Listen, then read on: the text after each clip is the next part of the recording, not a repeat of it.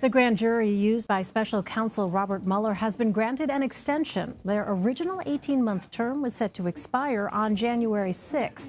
Under federal law, extensions are allowed if they are, quote, in the public interest. The grand jury approves indictments issued by the special counsel, but the rest of its activities are secret. Let's bring in Rebecca Roiphe. She is a former assistant district attorney here in New York City and is now a professor of law at New York Law School. Rebecca, welcome. What does this mean for the special counsel's investigation? Well, a couple of things. First of all, you have a judge, as you just said, who's decided that it's in the public interest to extend this grand jury. So that's just yet another sign that people really should pay attention to that this is not a witch hunt, that there is a judge who has now said it's in the public interest to extend this investigation. So that's one thing. Another thing is that there's more to come. There's more evidence. There may be more indictments, and we'll see. So help us understand at which stage in an investigation the grand jury actually comes into play. What's the role there? Well, the jury is an investigation. It's a body of investigation. So it comes in, it stands and it's there. It's 23 people. They don't meet like a regular jury once every day. They meet usually once a week, and the prosecutor brings documents, witnesses, testimony before that grand jury, and the grand jury can also on its own subpoena information, but usually it does so at the prosecutor's suggestion. So I want to ask you about this secret grand jury subpoena believed to be from special counsel Robert Mueller that involves a foreign state-owned business.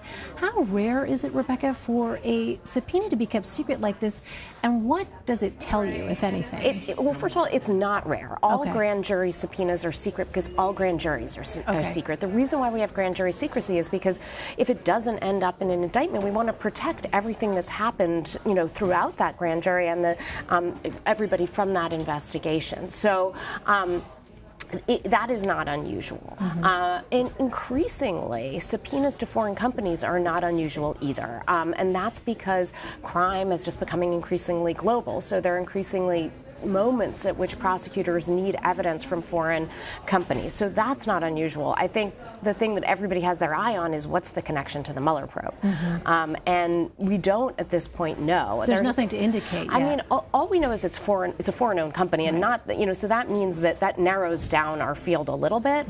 So Russia, China, maybe Saudi Arabia. So there aren't that many countries that could be, so that helps narrow it down. I think there's a ton of speculation about what that company might be. It might be a bank, it might be a company, but prosecutors, one of the things they do, we've talked a lot about witnesses and cooperating witnesses and what they do for prosecutors. Another thing that prosecutors do in cases like this is follow money trails, because money trails can be really informative. And so my guess is this is some link in some money trail, and whether it has to do with the president or his family, that's a question that remains. So December seemed to be a pretty busy month for the special counsel. Where does the investigation stand now in the new year in 2019? There are just so many pieces that are left to be put together. There's so many things that we're watching that we don't really know and we won't know. So I think the thing to do is to keep watching those things, and what's going to happen in 2019 really depends on all of these different factors. So whether or not there's going to be more indictments before there's a report.